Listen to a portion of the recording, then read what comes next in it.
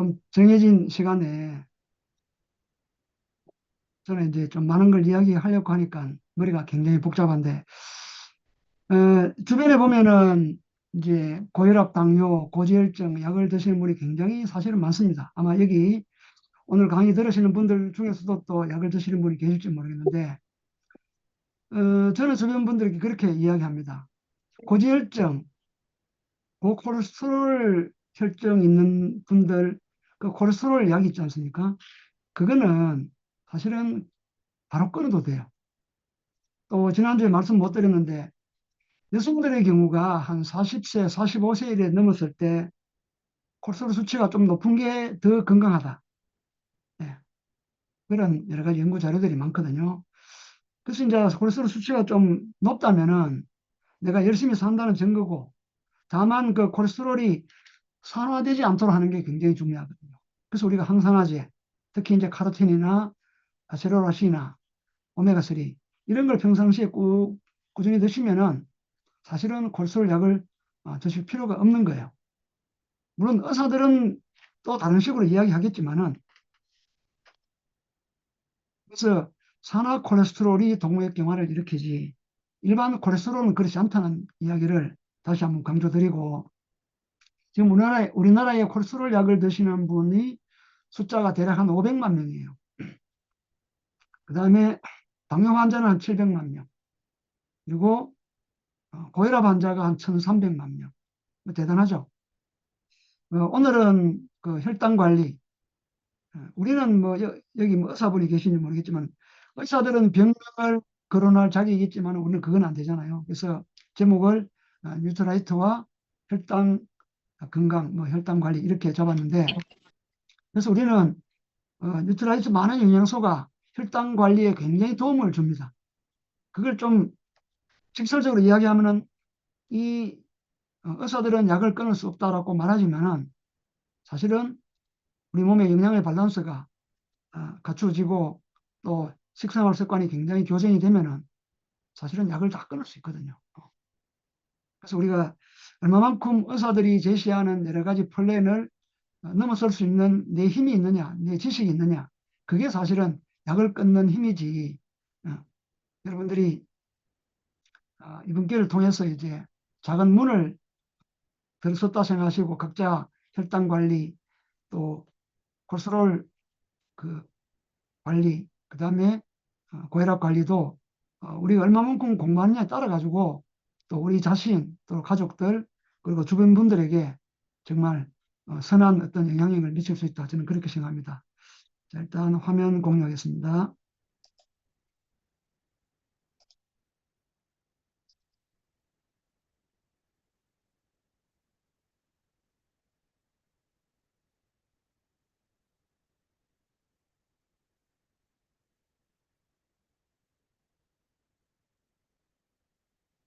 예, 오늘은 뉴트라이트와 혈당 관리입니다. 이 책을 보신 분들이 좀 계실 건데, 이 책은 출판된 지가 원래 딱 20년 된 책입니다. 탄수화물 중독증. 그래서 이제 번역 출판된 게 2006년인데, 잭 칼럼이라고, 이분은 이제 영양학자예요. 그리고 기자이기도 하고. 그래서 이 책에 보면은 탄수화물이 이제 우리 인체 건강에, 특히 이제 당뇨 쪽, 또 심장 질환, 또 혈관 건강 이런 쪽에 심각한 영향을 미친다는 그런 내용으로 쭉 이렇게 나열되어 있는데, 이 책에 보시면은 한 분이 소개가 되고 있는데요. 왼쪽에 보이는 제랄드 리번이란 분이에요. 이분은 이제 미국의 스탠포드 대학의 교수였고 한 10년 정도 전에 돌아가셨죠. 2018년 돌아가셨는데, 이분이 지은 책이 오른쪽에 보이는 이 신드롬 X라는 그 책입니다. 그러니까 이제 요즘식으로 말하면은 대사증후군. 이 대사증후군이 뭐냐? 바로 침묵의 살인자다라는 내용이죠. 그래서 이 내용들이 아까 앞에 보셨던 그 탄수화물 어, 중독증 이 책에 사실은 아주 상세하게 소개되어 있고, 저도 사실은 그 책을 통해 가지고 이제 이분을 알게 되고 또 이런 책을 또 알게 됐습니다. 그럼 이분이 이제 이야기하는 신드롬 X가 뭐냐?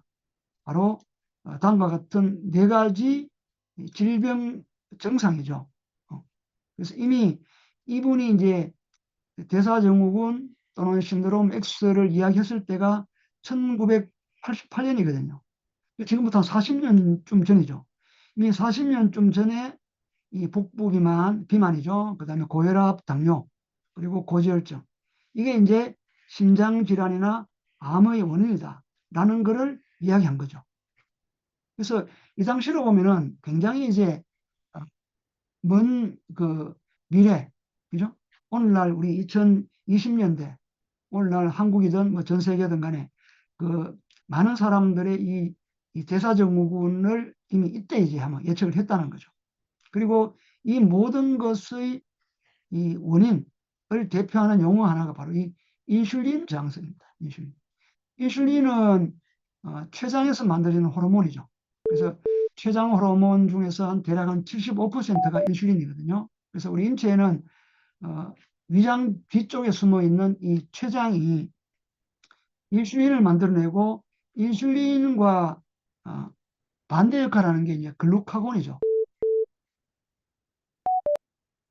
그래서 우리 혈액 속에 당 수치가 높아지면은 췌장의 베타 세포에서 인슐린을 만들어내고 그래서 당을 세포로 밀어넣죠. 그리고 당 수치가 좀 떨어지면은 또 알파 세포에서 글루카곤이 만들어져 가지고 어, 간이나 근육에 저장되어 있는 당을 또 세포로 집어넣어요. 혈관으로 집어넣어요. 그래서 이 두 인슐린과 글루카곤은 이제 반대 역할을 하는 건데 어쨌든 이 기전이 제대로 작동하지 못하는 것을 인슐린 저항성이라고 이야기합니다. 그래서 복부 비만인 사람도 인슐린 저항성, 고혈압인 사람도 그렇고 고지혈증인 사람도 그럴 수가 있다는 이야기죠. 그래서 이런 것들을 반복하게 되면은 제가 지난주에도 말씀드렸듯이 고지혈증 있는 분은 또 시간이 지나면 당뇨 환자가 되고 또 고혈압 환자가 되고 그런 분은 이미 비만으로 되어 있다는 거죠. 최근에 비만약이 이렇게 등장하면서 이제 비만은 정말 질병처럼 약을 먹어야 되는 것처럼 우리가 당연히 여기잖아요. 근데 사실은 이게 전부 엮여 있다는 거죠. 그래서 이 네 가지가 인슐린 저항성에 바탕을 두고 있기 때문에 사실은 인슐린 저항성 있는 이 몸을 가지고 있는 사람들은요, 사실은 몸이 완전히 망가져 가고 있는 거고, 장차 심혈관 질환이나 암에 노출되기 쉽다는 것을 이 책에서 이야기하고 있습니다. 한 2, 3년 전부터 이제 당뇨 이야기가 많이 나오죠. 뭐 고혈압 이야기도 나오는데 지금 우리나라도 당뇨 환자가 600만 시대 그리고 당뇨 예비군까지 이야기하면요 2천만이라고 이야기합니다. 당뇨 전 단계 그리고 뭐 당뇨병 홍수 시대 이런 용어도 등장하고 그리고 또 당뇨 환자가 그렇게 많기 때문에 결국은 국가가 손을 댈 수가 없다. 우리가 이제 각자도 사실은 저나 여러분들이나 내 건강은 사실은 내가 책임져야 되죠. 절대 국가가 책임져 주지 않습니다. 재정적인 부분도 국가가 책임을 져주느냐 어느 정도까지는 우리가 복지제도가 되어 있기 때문에 혜택을 받을 수 있지만은 사실은 재정적인 부분도 결국은 우리가 책임져야 되죠. 각자가. 그래서 우리가 또 건강 문제든 또 사업적인 문제든 다 사실은 원리는 같다는 이야기입니다. 국가나 정부나 의사나 약사나 그죠? 약이 내 건강을 절대 책임져 주지 않는다. 내가 아는 만큼 건강해질 수 있다는 이야기입니다. 자, 그러면은 우리가 이제 당뇨 혈당 공부할 때 우리가 공복 시의 혈당 수치가 얼마가 정상이냐? 사실은 혈액 1데시리터, 1데시리터는요, 우리가 종이컵, 보통 종이컵의 아, 뭐죠? 한 3분의 2 정도, 5분의 3 정도가 100ml잖아요. 100, 100ml. 여기 이제 100mg이 들어있는 게 정상이에요.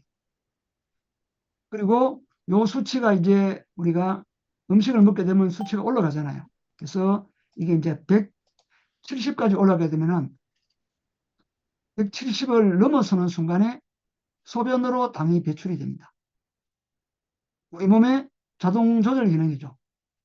그래서 너무 이 수치가 높아지면은 혈액이 뻑뻑하게 되고 체온이 떨어지게 되고 여러 가지 문제가 생기는 거잖아요. 그래서 우리 몸에서는 이렇게 소변으로 나가게 되고 또 이제 의사들은 이 수치가 200이 되게 되면요. 약을 처방하게 돼요. 병으로 진단하게 되고. 근데 요 100이라는 수치는 100 언저리입니다. 100 언저리. 사실은 90도 괜찮고 110도 사실은 괜찮아요. 근데 요즘에는 혈압도 거래하고 사전에 예방하자 이런 차원에서 당 수치가 120만 넘어가면은 막 약을 처방하고 그렇게 하죠. 그죠? 그래서 우리 몸은 너무 그렇게 잘을 잰 듯이 그렇게 엄격하게 우리 몸을 관리할 수는 없잖아요, 사실은. 그래서 병원에서는 약을 처방하는데 굉장히 복잡한 이 약물의 작동 방식이 있습니다.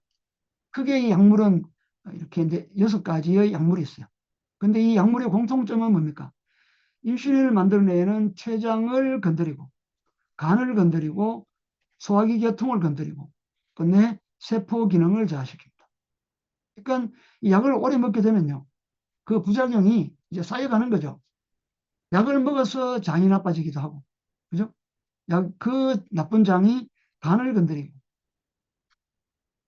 그래서 장기적으로 보면은 최소한 1년 이상 약을 드신 분들은 이미 당뇨약의 이 부작용에 노출될 가능성이 굉장히 큽니다. 근데 앞에서 말씀드렸지만은 이건 침묵의 뭐 살인자 이래 됐잖아요. 그러니까 몸에 문제가 생겨도 서서히 생기기 때문에 본인도 그거를 체감하지 못하고 있다는 이야기입니다. 그래서 이 당뇨약은 뭐냐? 딱 기능이 하나입니다. 혈액 속의 당 수치만 조절하는 거. 혈당 관리. 그죠? 혈액 속의 당 수치만 조절하는 거죠. 앞에서 보셨던 그 100이라는 수치. 그래서 그 작은 약 하나가 사실은 엄청나게 우리 몸에 부담을 주는 거예요. 그래서 이 당 수치만 조절하니까 어떤 일이 생기는가? 결국은 우리 몸에 아까 앞에서 보신 대로 여러 가지 몸의 장부가 고장이 나고 사실은 많은 이 자연의학자들은 혈당 수치만 조절할 게 아니고 사실은 당뇨 환자는 혈관 관리, 혈관 관리를 해야 된다라고 굉장히 강조합니다. 왜냐하면은 약에만 의존하고 당 수치만 이렇게 오래 조절하다 보면 혈관이 망가지거든요. 그래서 혈관이 망가져서 눈 쪽에 문제가 생기면은 실명한다든지 신장이 망가져서 혈액 투석을 하고 그죠? 족부가 괴사되고 이런 일들을 우리가 주변에 많이 보게 되잖아요. 그래서 이 현대약에서 추구하는 이 당 수치만 조절하는 이 방식이 사실은 또 다른 합병증을 불러오는 그런 현상들이 많이 일어나고 있다. 사실 당뇨는 합병증이 무섭다는 얘기를 많이 하는데 그렇죠. 그 당뇨발이라는 게 어떤 건가요? 이 당뇨 합병증 중에서 가장 무서운 것 중 하나가 바로 당뇨발입니다. 당뇨병성 족부 질환이라는 용어를 쓰는데요. 당뇨병성 족부 궤양 환자의 발 사진을 한번 보실까요? 네. 으아우. 세상에. 으아우. 세상에. 그래서 이렇게 발이 사실은 썩어도 가잖아요. 이미 혈관이 말라서 영양이 못 가고 또 면역세포들이 없어지니까 이제 죽어나는 거죠. 근데 이 당뇨발의 굉장히 초기 증세가 사실은 이 발톱에 이분도 왼쪽 분 보시면 발톱이 노랗죠. 무좀 증세예요. 무좀 증세. 그러니까 발가락에 또는 발바닥에 무좀 증세가 껍질이 벗겨지고 이런 증세가 사실은 아무것도 아닌 것 같지만 이게 이제 당뇨병의 합병증 초기 증상입니다. 족북에서. 그래서 이렇게 발이 썩어져가도 통증이 없거든요. 왜냐하면 혈관이 말라버리고 혈관을 따라 흐르는 신경이 죽어버리니까 통증을 못 느끼는 거죠. 통증을 느끼는 것 같으면 사람들이 이렇게 발이 괴사가 되어도 가만히 있겠습니까? 그래서 이게 정말 침묵의 살인자라는 이야기입니다. 여기까지만 사실 보고 당뇨는 그래서 우리가 약에만 의존하게 되면요. 이렇게 해할 수 없는 합병증이 한 10년 이상 아니면 20년 정도 되면요. 혈관이 말라서 이제 합병증이 등장하는데 혈관이 있는 모든 곳에 합병증이 나타납니다. 그래서 서서히 진행되기 때문에 그리고 통증이 없기 때문에 이게 문제가 더 큰 거예요. 그래서 앞에서 말씀드린 대로 당뇨 환자는요. 이 혈관 관리가 굉장히 중요합니다. 그래서 이게 안 되면은 삶의 질이 때려줄 수밖에 없는 거죠. 아마 유튜브 영상에 족부교사 이런 영상을 검색해 보면 굉장히 많습니다. 제가 일일이 안 보여드리도록 많이 보셨겠죠. 근데 이제 우리 주변에는 가끔 이제 이런 책자가 있습니다.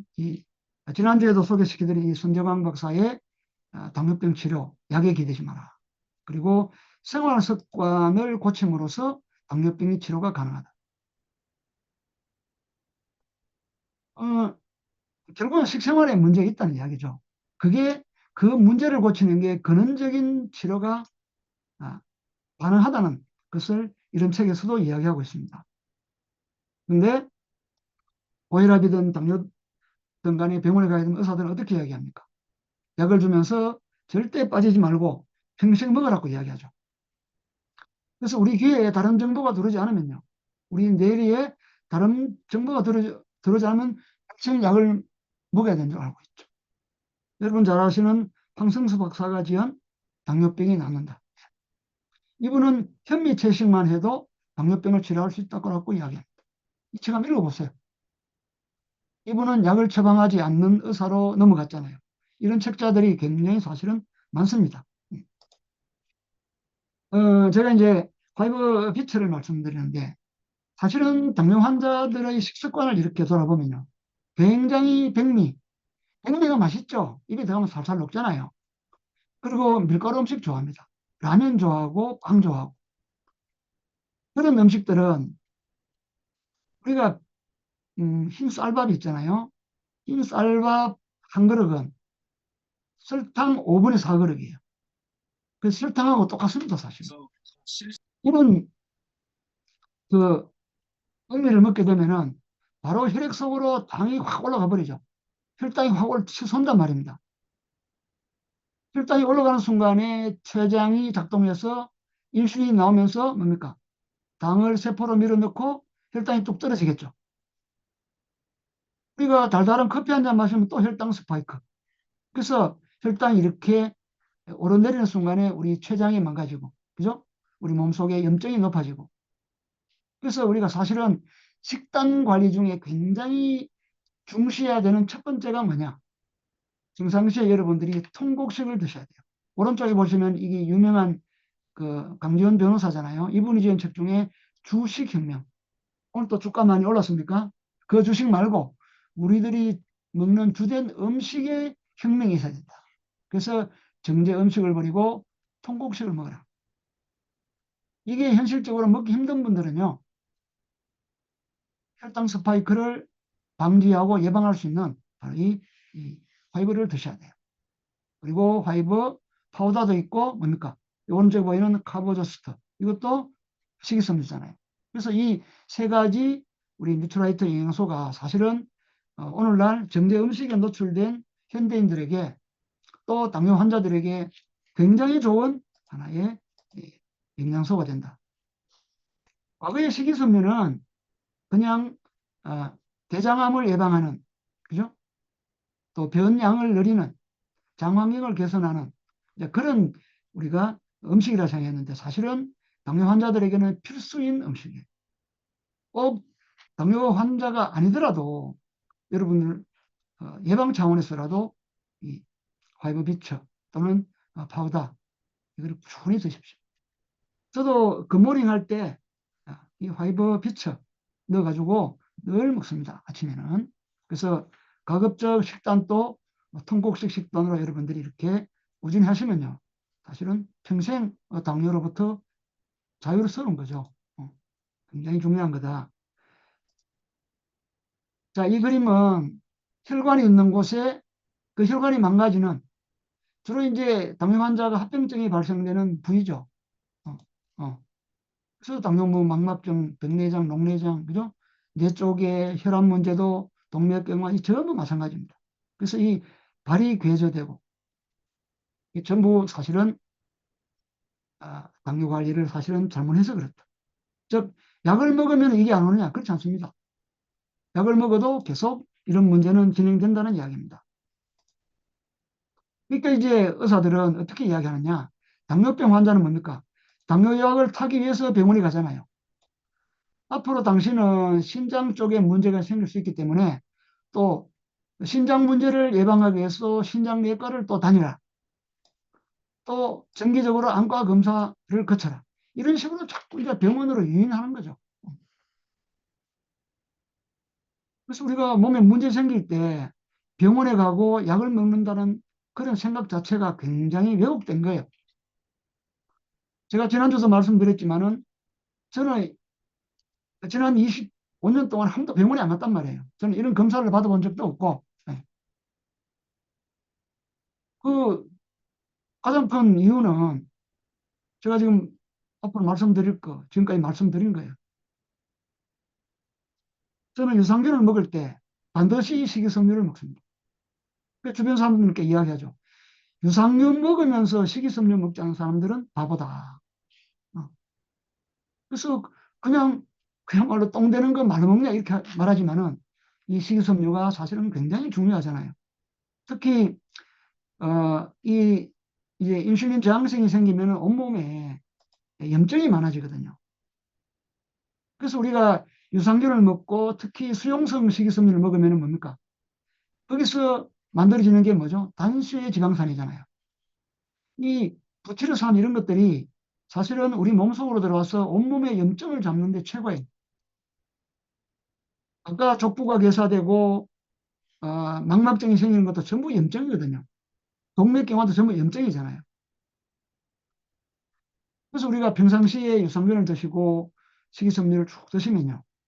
이런 당뇨합병증을 근원적으로 예방할 수 있다 하는 것을 다시 한번 강조를 드립니다. 그래서 약은 독이에요. 여러분들이 감기약도 드시면 안 됩니다. 그리고 유명한 아보도르 박사의 약을 끊어야 병이 나온다. 이분은 노벨상 후보에 올랐던 분이잖아요. 세계적인 면역학자.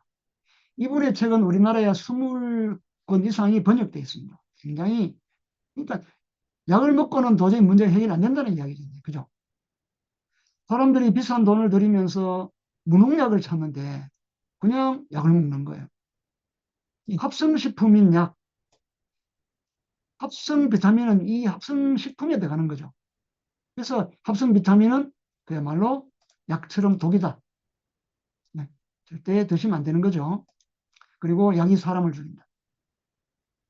그리고 조병식 원장의 약을 버리고 몸을 바꿔라. 그래서 왼쪽 아래 보세요. 약만 먹는 당신이 만성질환 키운다. 그래서 약에만 의존하고 병원에 의존하고 의사에만 의존하는 사람들은 어찌 보면 이제 공부 안 하는 사람이고 편견이 심한 사람이고 고집 센 사람이고 뭐 그래 팔자가 있는 건가요? 이 팔자를 바꿔야 되는데. 그래서 어쨌든 우리가 약은 우리 몸에 심각한 문제를 일으킨다 하는 것을 여러분들이 아시고 정말 응급 상황에 예? 그때 일시적으로 먹는 거 외에는 절대 약을 드시면 안 돼요. 우리 집 주치의 자연의학 책에 지난주도 책을 소개시켜 드렸습니다만 이 책에 보면요. 이제 고혈압 약을 드시면은 우리 몸에 이런 영양소가 고갈이 돼요. 당뇨약은 이 코엔자임 Q10 이게 안 만들어진다는 말은 당뇨약이 뭡니까? 간 기능을 떨어뜨린다는 거죠. 원래 코엔자임 Q10은 간에서 만드는 효소거든요. 간 기능이 떨어져서 안 만들어요. 그러니까 온몸이 사실은 망가지는 거예요.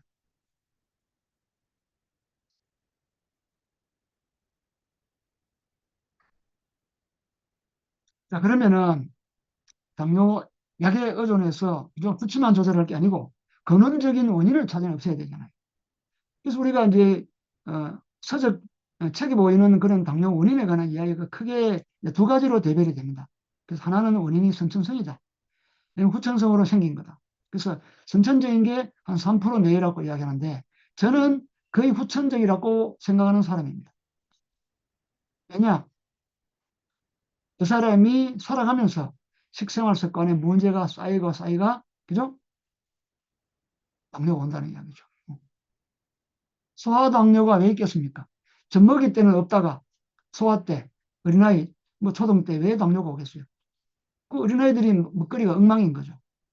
요즘 20, 30대 청장년들이 당뇨 많거든요. 고지혈증 환자도 많고 먹거리가 엉망이잖아요. 이거에 먹방이 이 참 시청자들의 관심을 끌고 연예인들이 거기에 몰리고 또 그 어린 학생들이 먹방 뭐 연예인들을 닮고 싶어하는 이 세태가 사실은 우리 일반인들의 건강 지수하고 사실은 같은 거잖아요. 그런 건 사실은 방송 자체를 없애야 되죠. 그래서 췌장이 망가지거나 또 여러 가지 문제로 장기가 망가지는 거. 요 지금 이제 췌장은 원래 위장 뒤쪽에 이렇게 있어가지고 여기서 이제 각종 소화효소나 또 호르몬을 만들어내죠. 그래서 이제 당뇨와 관계되는 것은 뭡니까? 인슐린과 글루카곤이죠. 자, 당뇨의 원인이 뭘까? 왜 혈액 속에 당이 높아지고 심지어 당이 소변으로 빠져나갈까? 지금 여기는 8가지를 나열시켜 놨잖아요. 그리고 8가지 중에서 좀 대별하면은 첫 번째, 두 번째, 세 번째, 네 번째 크게 가닥을 나누면 이렇습니다. 이거를 조금 상세하게 설명을 드릴게요. 자, 당뇨 원인 첫 번째.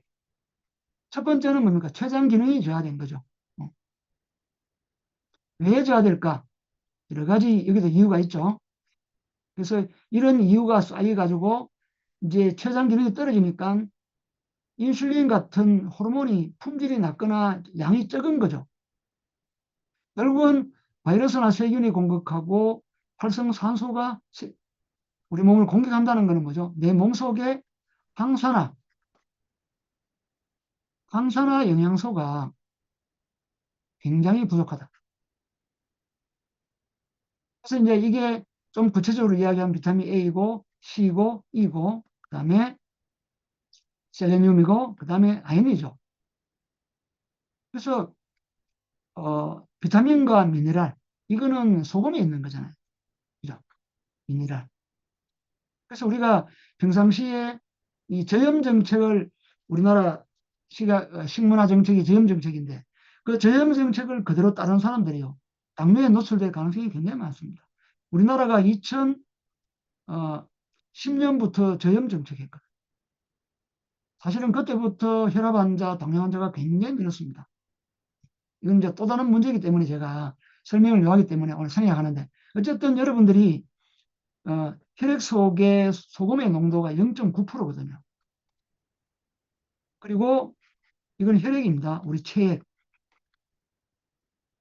그리고 신장을 거쳐서 이게 이제 소변으로 만들어지는데 소변의 소금 농도가 1.2에서 1.8% 정도 더 진해야 돼요.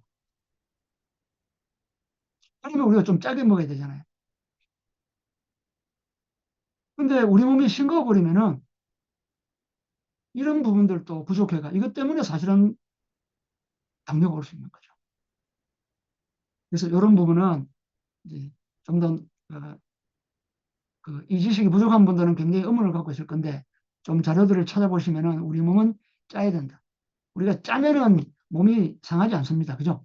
그리고 이런 항산 영양소는 카로틴이 있고 아세로라 있고 뭐 파셀리움 E나 또 오메가3 이런 데 E가 많이 들었잖아요. 그죠? 이런 걸 우리 꾸준히 섭취하면요.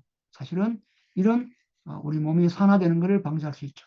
그래서 이런 영양소 이야기는 결국은 뉴트라이트만의 독특한 거죠. 이거는 화학 비타민은 있을 수 없는 이야기입니다. 그래서 췌장 기능을 떨어지지 않기 위해서는 우리가 이런 영양소를 꾸준히 드셔야 된다. 그 다음에 당뇨 원인 두 번째. 자, 좀 복잡하죠? 네. 자, 췌장에서 우리가 음식을 먹으면 이제 혈액으로 당이 들어오면은 췌장에서 인슐린을 만들어요. 아까 앞에서 만드는 것까지는 첫 번째 원인이었죠. 그게 잘 안 만들어지는 게 있단 말입니다. 근데 이제 만들어졌어. 근데 만들어진 인슐린 분비가 잘 돼야 되죠. 이 분비를 담당하는 게 뭐냐? 칼슘과 칼륨과 비타민 B예요. 이 미네랄과 비타민 B가 있어야 이게 분비가 돼요. 그리고 혈액 속으로 인슐린은 분비되잖아요. 그리고 이 인슐린이 세포 앞에까지 가야 돼. 그때 필요한 게 아연과 마그네슘입니다. 그러니까 아연이 부족하면은 인슐린이 이동을 잘 못한다 이 말입니다. 그리고 이 인슐린은 세포의 수용체, 인슐린 수용체와 결합을 해야 되는데 여기에 관여하는 미네랄이 크롬과 바나듐. 그리고 비타민 B3. 그리고 이제 결합해서 인슐린이 뭡니까? 당을 세포 속으로 밀어넣잖아요. 밀어넣으면 이제 세포 안에서 당이 이동하죠. 이때 칼슘이 필요한 거예요. 그리고 이 당이 어디로 가느냐? 세포 속에 미토콘드리아에 들어가서 이게 태워져야 되죠. 이때 뭡니까? 촉매제로서 코엔자임 Q10이 필요한 거예요. 자, 1번부터 이 네 번째까지가 비타민과 미네랄이 부족하면은, 특정 비타민과 미네랄이 부족하면은 이게 인슐린 이 대사가 안 되는 거예요. 이게 안 되면은 근원적으로 문제 있죠. 그래서 사람들이 이 부분을 신경 쓰지 않고 약을 먹는단 말이에요. 결국 제약회사의 논리에 넘어가는 거죠. 우리가 평상시에 내 몸속에 적정한 양의 비타민, 그 다음에 미네랄. 요건 어디 있습니까? 이 더블엑스에 다 들어있잖아요. 여기 보시면 바나듐이라는 건 없어요. 더블엑스에는. 없는데 이건 어디 들어있냐면요. 주로 버섯이나 무슨 파프리카나, 그죠? 땅에서 나는 야채나 과일에 이게 들어있거든요. 아니면은 아까 앞에서 말씀드린 천일염에도 들어있습니다.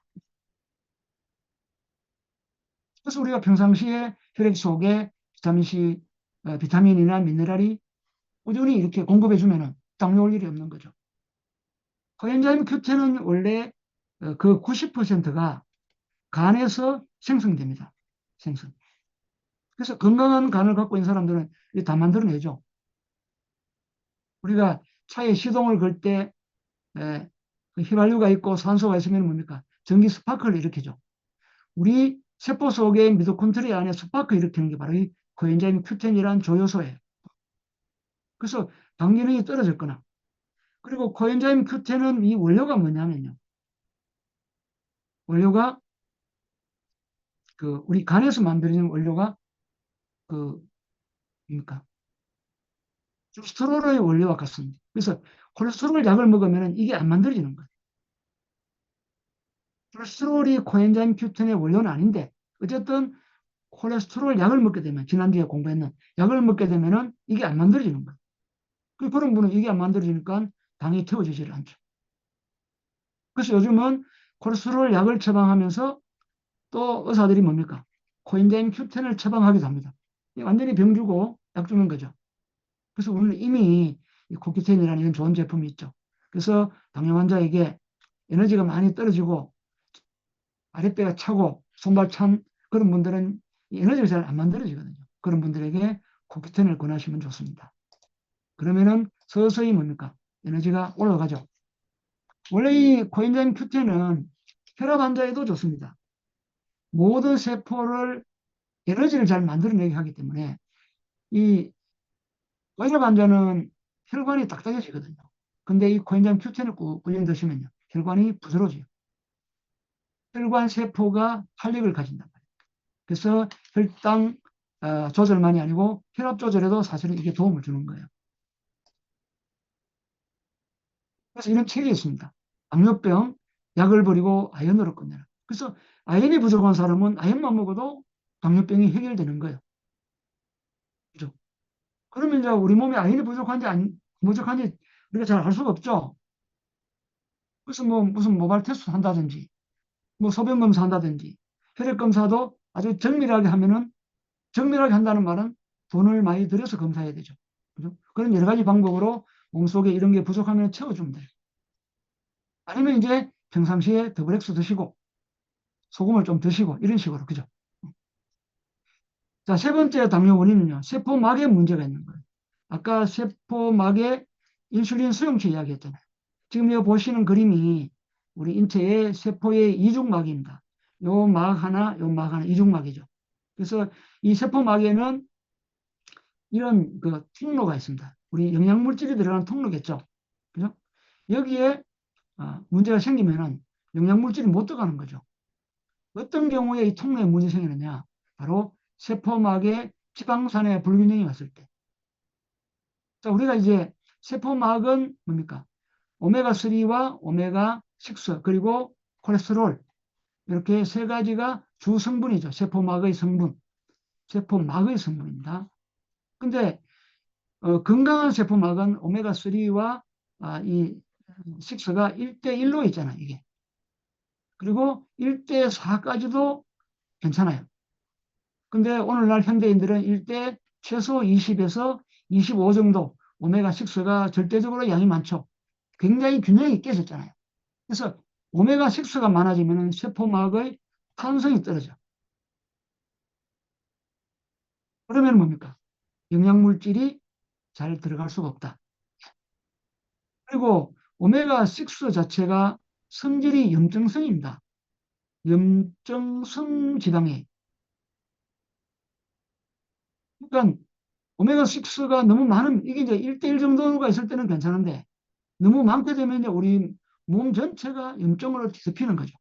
염증이 있다는 말은 뭡니까? 세포막이 손상이 되었다는 뜻이에요. 그러니까 이제 인슐린 수용체가 제대로 작동하지 못한다. 그래서 이제 오메가3가 너무 사람들이 적은 식단이 문제라는 거죠. 그래서 오메가6는3는 어디 많습니까? 이거는, 식물로 본다면은 들깨, 그 다음에, 아마씨, 그 다음에 육류로 본다면은 등푸른 생선이죠. 여기에 오메가3가 많잖아요. 오메가6는 어디 많습니까? 열매인데 딱딱한 열매에 많은 거예요. 콩이나 옥수수 같은데. 그거를 먹고 사육된 뭡니까? 소, 돼지, 닭은 뭡니까? 그 기름은 전부 오메가6예요. 여러분들이 옥수수의 습격이라는 그런 책자 영상을 보시면은 이걸 잘 공부할 수 있습니다.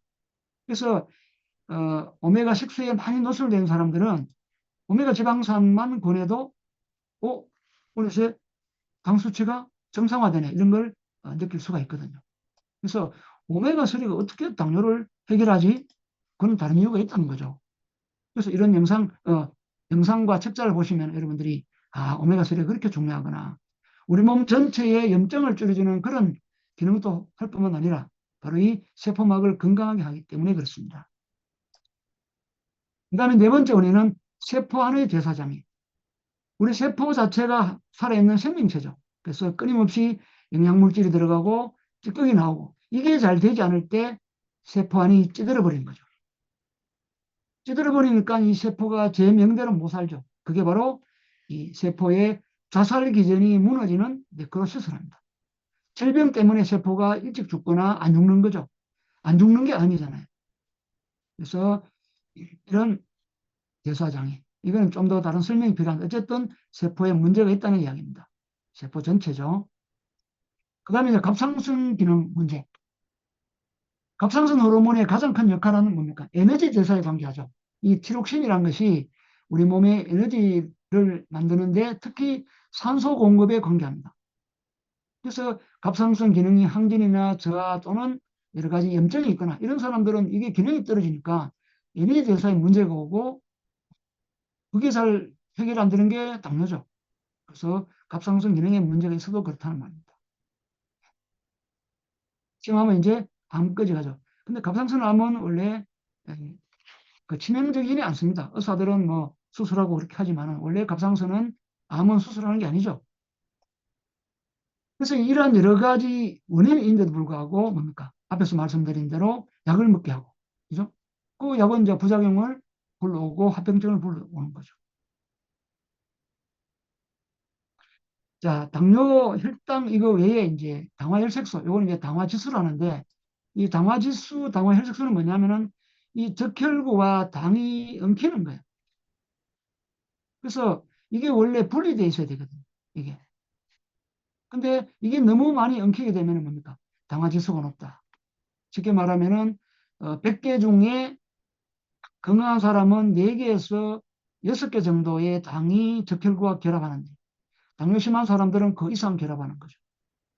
그래서 당과 적혈구가 자꾸 엉키게 되면요. 또 적혈구끼리 엉켜버려요. 그거를 뭐라고 부르냐면요. 적혈구의 연전 현상이랍니다. 동전이 연이에 붙어 있듯이 그런 분들은 당화 지수가 높아요. 그래서 당 지수가 높은 것보다 당화 지수가 높은 게 더 사실은 위험합니다. 자, 이 이제 적혈구가 쭉 이렇게 동전 연결해 놓은 것처럼 구름이처럼 연결되어 있죠. 이런 분이 이제 혈관이 막히고 합병증이 심각하게 되는 거죠. 그러면 이제 이걸 어떻게 뗄 수가 있을까? 이거는 앞에서도 말씀드렸지만은 항산화 영양소가 굉장히 중요합니다.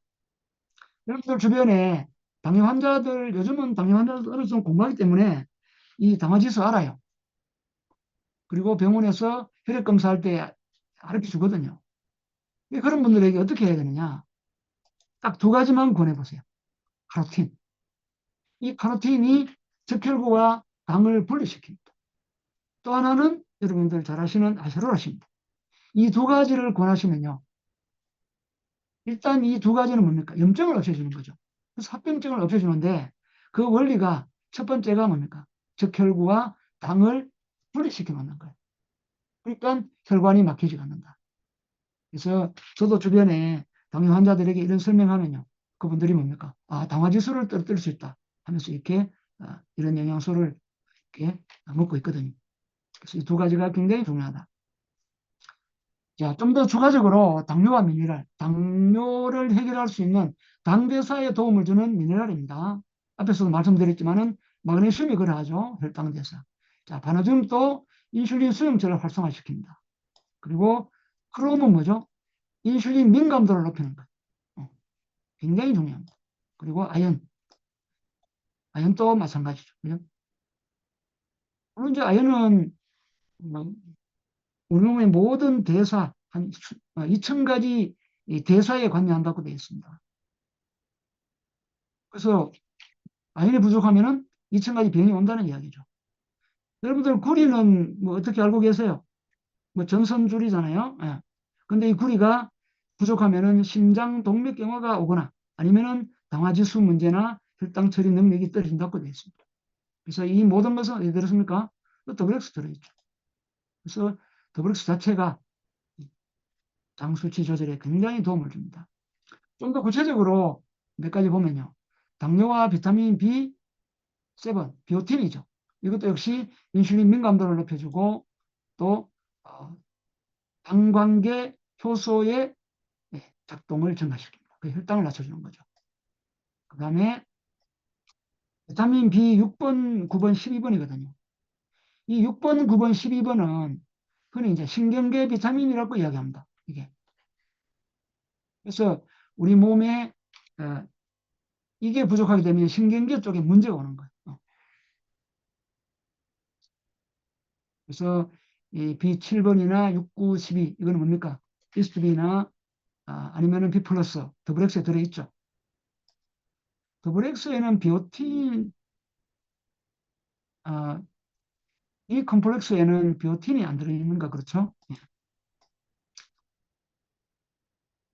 그 다음에 비타민 C. 당뇨 환자는 정말 반드시 비타민 C를 드셔야 돼요. 이건 혈당 조절에도 관여하고 췌장 조직 내에 뭡니까? 항산화 역할을 하면서 염증을 없애주고. 그죠? 우리가 혈액 내에 늘 비타민 C가 1데시리터당 0.4에서 1.5mg이 흘러야 돼요. 이게 0.2 이하로 떨어지면 괴혈병이 오는 거죠. 지금 이제 원래 비타민 C가 나와가지고 굉장히 좋아졌는데 비타민 C는 보통 4시간이나 6시간 간격으로 꾸준히 이렇게 드시라고 되어 있습니다. 그 다음에 두 번째 비타민 C. 예. 그래서 비타민 C는 뭡니까? 당뇨 환자가 혈관이 약해지는 거 우리가 아시잖아. 족부개사도 전부 혈관이 약해져가 그런 거고, 그죠? 당뇨 망막증. 그러니까 혈관이 망가지는 거는 뭡니까? 비타민 C 부족. 비타민 C와 단백질이 결합해가 결합 조직을 만들잖아요. 그게 안 되는 거죠.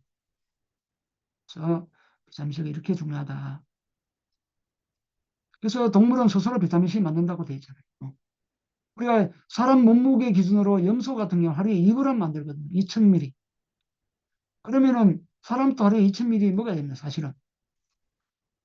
아세로라시 통에는 하루에 석정되어 있지만은 여러분들 필요에 따라 가지고 어떤 경우에는 뭡니까? 이렇게 드실 필요도 있습니다. 면역과 비타민 C, 이 하병근 박사가 지은 이런 책을 보면요. 비타민 C가 정말 신종플루, 독감, 그죠? 뭐 심지어 코로나 이런 쪽에도 특별한 효과가 있다. 그렇게 설명하고 있죠. 염소가 스트레스를 받으면요. 이거를 많이 만들어내는 거예요. 5배 이상. 그래서 우리 몸에 독감이 오거나 또 이럴 때는요.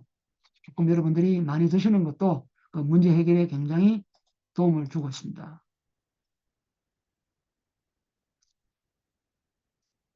뭐, 이 두 가지는 그죠? 같이 섞어서 드시면 좋겠죠. 자, 비타민 D. 원래 비타민 D 하면요. 첫 번째 생각하는 게, 우리가 비타민 D는 이게 부족하면요. 대장암 발병률이 높아집니다. 두 번째는 면역에 관계하죠. 그 다음에 세 번째는 콜슘 대사. 그죠? 콜슘을 장에서 혈관 속으로 밀어넣는 게 비타민 D잖아요. 혈관에서 뼈로 밀어넣는 게 K였죠. 그래서 원래 이 비타민 D는 콜레스테롤을 원료로 해서 햇빛을 보면은 피부에서 만들어지잖아, 맞죠? 신장에서도 만들어지고. 근데 콜레스테롤 약을 먹는 사람은 이게 또 부족한 거예요. 그래서 이게 부족하니까 당대사도 기능이 떨어지는 거죠. 앞에서 들었던 여러 가지 미네랄, 이런 비타민들이 서로 어우러져 가지고 우리 몸의 인슐린 저항성 개선에 도움을 주기 때문에 어떤 영양소든지 뭡니까? 부족한 게 있으면 그것을 보충하는 게 맞다는 이야기입니다. 비타민 E도 마찬가지입니다. 염증을 없애주고 인슐린 저항성을 개선시킵니다. 인슐린 저항성의 누적은 사실은 염증이거든요. 그리고 식물 영양소. 식물 영양소는 뭡니까? 우리 뉴트라이트만의 자랑이죠. 일반 다른 합성 비타민 없지 않습니까? 그래서 무슨 카로틴 플러스나 다 그런 게 많이 들어있잖아요. 그 다음에 이제 직접적으로 당대사 조절에 도움 주고 혈관을 좋게 만드는 게 여러분 잘 아시는 글리코다운. 이게 이제 바나나 잎 추출물인데 여기에는 또 뭐가 들었습니까? 각종 앞에서 말씀드렸던 이런 비타민 B군과 미네랄이 들었죠. 그래서 이게 당대사를 직접 조절하는 그런 기능성 있는 영양소입니다. 두 번째는 혈액순환을 좋게 만드는 징코. 오른쪽에 보면 굿 에너지라고 책은 이제 작년에 출판된 책인데 이 책의 한 부분을 보면요. 당뇨 환자들은 장기적으로 보니 전부 치매를 앓더라. 당뇨 환자와 당뇨와 치매와의 관계를 아주 잘 이 책에 보면 나와 있거든요. 그래서 특히 이제 뇌혈류 쪽에 또 뇌 쪽에 베타 아밀로이드가 만들어져 가지고 그게 염증 물질이거든요. 그런 걸 억제시켜주는 이런 징코. 예? 당연히 형편이 되면은 뭡니까? 당뇨 환자에게도 권할 만하다. 꼭 뭐 당뇨가 아니더라도 일반인들에게도 권할 필요 있겠죠. 그 다음에 제이레이 블렌더. 이것도 혈관, 혈류순환에 굉장히 도움을 주잖아요. 전부 사실은 식물 영양소입니다. 그죠? 그리고 오메가3. 오메가3 그 자체도 그러하고 여기는 뭡니까? 비타민 E가 천연 비타민이 많이 들어있죠. 그래서 세포막을 튼튼하게 하는 거. 이런 그래서 굉장히 당뇨 환자에게 개선에 도움을 줍니다. 그 다음에 이제 제레이 블렌더. 원래 제레이 블렌더는 이제 염성 영양소 중에 가장 까만 것 중에 하나죠. 원래 이게 음양 오행을 공부해 보면요. 까만색 영양소는요. 이 색깔이 신장 건강에 도움, 신장. 흉파지죠. 그래서 신장 기름이 떨어진 분들에게 이걸 권하면 좋아요.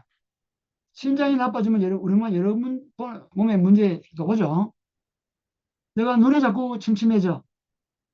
내가 귀가 자꾸 어두워져. 전부 신장 건강과 관계있습니다. 특히 이제 우리가 제품 공부할 때 이 BDH 블렌드는 뭡니까? 두뇌와 눈이죠. 눈은 바깥을 볼 수 있는 뇌잖아요. 특히 이제 뇌 건강에 좋은 거예요. 그래서 뇌니까 결국 뭡니까? 또 혈관 건강에 도움 주니까 제가 말씀을 드린 거죠. 이제 앞에서 여러 번 말씀드렸지만은 이 당뇨 환자가 황반 변성이나 또 망막증, 그죠? 여러 가지 눈 질환을 겪을 가능성이 많거든요. 그래서 그런 분들에게 형편이 되면은 이런 제품들도 권하면 좋겠다.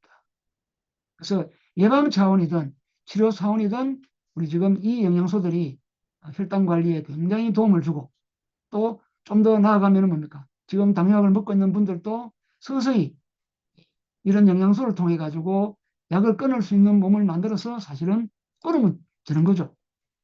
뭐 오늘 영양제 먹고 내일 끊을 수 없겠지만은 한 1년, 2년 쭉 계획을 잡고 꾸준하게 혈압 관리하고 장 관리하고 이러면서 이제 약을 끊을 수 있는 거죠. 이 책은 이제 작년에 출간된 책인데요. 우리가 평생 약을 먹고 당뇨를 관리하는 거는 앞으로 그만해야 된다. 당뇨는 졸업하고, 그죠? 그 다음에 이제 식단 관리를 통해서 뭡니까? 평상시에 당뇨를 예방하고, 또 이미 약을 먹는 사람들도 뭡니까? 합병증을 막고 치료를 하자 하는 그런 취지의 이 책이거든요. 그래서 주변에 이런 책을 한번 여러분 또 읽어보시고, 우리 영양소 공부 열심히 하시고, 주변 분들에게 또 혈당 조절에 관한 많은 정보들을 전달해 줬으면 좋겠습니다. 자, 오늘 제 강의는 이걸 마치고 남은 시간에는 좀 Q&A 시간을 좀 갖도록 하겠습니다. 네, 감사합니다. 네, 멋진 강의를 해주신 김명아 리더님께 다시 한번 큰 박수 부탁드립니다. 네, 그리고 한 10분 정도 Q&A 시간을 가질 수 있을 것 같은데요. 채팅창에 Q&A가 있으시면 적어주시면 김명아 리더님께서 우리가 조금 더 이거 같이 알면 좋겠다 하는 부분들을 좀 골라서 질문에 한번 대답해 주시면 좋으실 것 같습니다.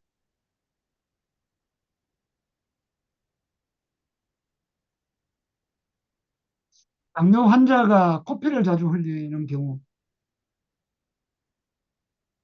우리가 이제 코피를 흘린다는 거는 코에 이제 점막이 손상돼 가지고 또는 이제 그렇죠. 뭐 당뇨 환자가 혈액이 탁하고 이러면 압이 높아서 또 피를 흘릴 수 있는데, 일단 이제 코피를 자주 흘리는 분들은 어찌 보면 호흡기 쪽에, 호기관지 폐 쪽에 문제가 있는 분들이라고 보는 것 같으면은 비타민 C 좋고, 그 다음에 점막 건강에 좋은 카로틴 플러스도 좋고, 그리고 폐 자체가 단백질 덩어리니까, 그죠?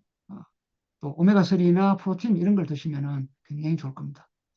당연히 당뇨 환자도 프로틴 많이 드시면 좋죠. 앨리스랩에서도 산화 콜레스테롤 알 수 있나요? 우리가 이제 콜레스테롤이 산화됐다는 거는 그 우리 몸에 이제 여러 가지 혈액 검사에서 어, 염증 지수가 높으면은 산화됐다고 보는 거죠. 그래서 이제 공부를 좀 하신 분들은 CRP 숫자라 해가지고 시반응성 단백질 이 수치가 염증이 높을 때 이제 이 수치가 높거든요. 이러면 이분은 혈액 속에 항산화 영양소가 부족하고 이분의 이 몸속에 지방 성분이 산화됐을 것이다. 그렇게 하는 거지. 당장 뭐 콜레스테롤이 산화됐다. 그렇게나 직접적으로 알 수 있는 부분은 없습니다. 예. 일형 소아 일형 당뇨 관리. 소아든 어른이든 당뇨 관리는 똑같습니다. 예. 그 어린애들이 자기 입맛대로, 우리가 입맛이란 것은 단맛이죠. 그렇죠? 그 단맛은 전부 정제 음식 맛이잖아요.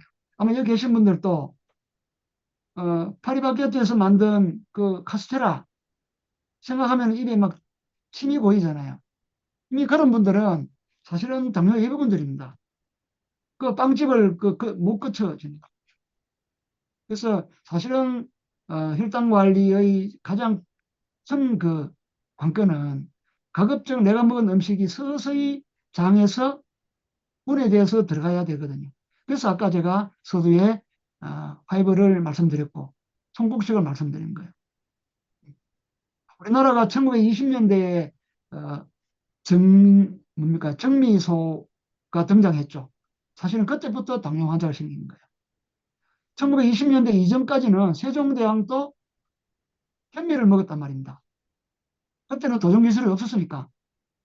그래서 우리나라에 당뇨 환자가 생긴 게 100년밖에 되지 않아요. 그 전부 정제 음식 때문이고, 우리가 음식에서 식이섬유를 빼버리면요, 전부 당만 남죠. 그래서 그 당만 남은 음식은 오래 보관할 수 있습니다. 이게 이제 식품 산업이 등장하면서 그런 거죠. 그래서 우리가 가끔 그런 걸 드실 수는 있지만은, 여러분들이 당뇨 환자 또는 혈당 관리에 지금 굉장히 그 몸에 건강에 문제 오신 분들은 당연히 뭡니까? 통곡식을 드셔야 되고 그렇게 해야 됩니다. 그거 다른 방법이 없습니다. 다른 방법은 약물 방법인데, 그거는 이제 앞으로 그분이 살아가면서 좀 족부괴사, 망막, 뭐 신장 혈액 투석 다 이거 생각해야 되는 거죠. 이 사람들이 직접 바늘로 찔리면 아픈 거는 알지만은 그거 그림만 칠판에 그려놓고 이거 바늘 찔리면 아프다 실감 못 하잖아요. 그러니 세월을 두고 당뇨 약만 먹고 허송세월 하는 거죠. 제가 사실은 이 강좌가 한 3시간, 4시간짜리 강좌인데 그 영상을 좀 많이 보여드리면 좋겠는데 시간 제약 때문에 못 보여드리는데 정말 이 50대 여성분이 이 당약만 먹다가 눈을 실명해 가지고 그 잘생긴 자식을 직접 보지도 못하고 손으로 더듬어 가지고 우리 아들이 눈이 잘 안 보이는 거예요. 그런 영상도 많고 뭐 야, 정보가 안 들어가면요 처음에 발가락 자르고 좀 더 있으면 발목 자르고 그걸 당연하다 생각한단 말이에요. 근데 이 발가락에 문제가 있던 저도 지금 20대 한 파트너가 어, 진짜 발가락을 자를 그런 위기가 있었는데 진짜 우리 아세로라하고 비타민 많이 먹고요. 하나 혈관이 살아난단 말이에요. 우리 아세로라가 혈관을 살리고 나중에 또 기회 되면 그 사진을 제가 보여드릴 건데 이게 우리 아세로라 정말 대단한 거예요. 그래서 소아라 하더라도 어른이라 하더라도 이건 왕도가 없고 그래서 통곡식 드시고 부족한 비타민, 미네랄 채우시고 또 식물 영양소 드시고 그렇게 하면요 서서히 우리 몸은 살아나게 되어 있습니다.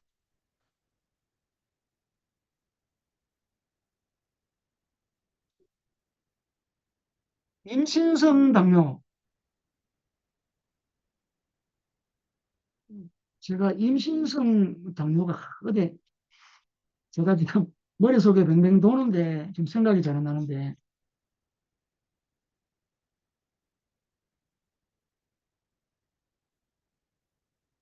잠깐만요.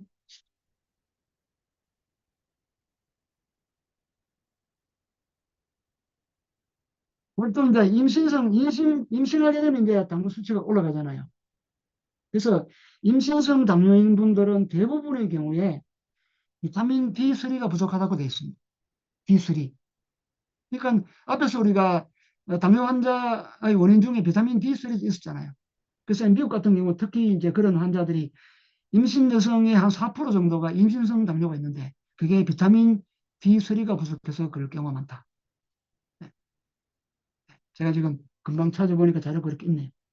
그래서 이게 이제 이게 해결 안 되면은 태아가 사망하거나 아주 어, 거대아를 출산할 가능성이 많다. 그렇죠. 예. 고혈압이 있으면 코피 흘릴 수 있죠. 혈압이 높으니까. 있습니다. 지금 이제 지난주는 제가 콜레스테롤 말씀드렸고 오늘은 이제 당뇨를 말씀드렸는데 사실은 콜레스테롤 이야기나 당뇨 이야기나 고혈압 이야기나 사실은 50보 100보예요. 전부 사실은 인슐린 저항성으로 설명할 수 있고 내 몸에 염증이 많아졌다는 것으로 설명할 수도 있고 그렇습니다. 당이 많이 당기시는 분들은요 사실은 사회가 만들어낼 경우가 많습니다. 고혈압 약을 끊으면은 압이 올라가죠 당연히. 고지혈증이야. 그래서 이제 아까 말씀드린 대로 45세가 여성들이 45세가 넘었을 때 고지혈증 그러니까 지방 콜레스테롤 수치가 높은 게 더 건강하다 했죠. 그건 제 이야기 아니고 그 연구자들의 이야기입니다. 그런데 약을 먹을 필요가 없다는 이야기죠.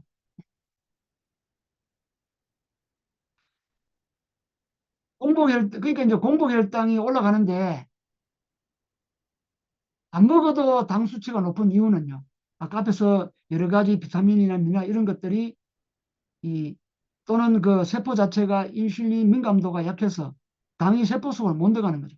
그래서 사실은 당뇨 환자는 혈액 속에 당은 그득하지만은 세포로 못 들어가기 때문에 우리가 당을 먹는 이유는 뭐예요? 먹어서 당이 세포로 들어가기 위해서 먹거든요. 그런데 당뇨 환자는 정작 당이 세포로 못 들어가기 때문에 사실은 굶고 있는 거죠. 그래서 당뇨 환자는 음식을 보면 허겁지겁 막 먹는 이유가 굶기 때문에 그렇습니다.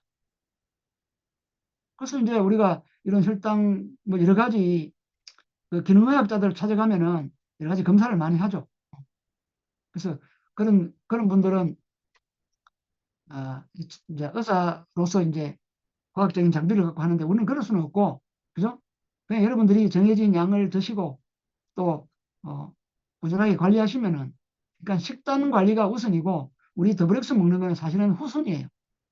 근데 워낙 요즘은 식단이 안 좋기 때문에 그걸 강조하는 거죠. 또 커피의 가리가 좋다는 이야기도 있었고요.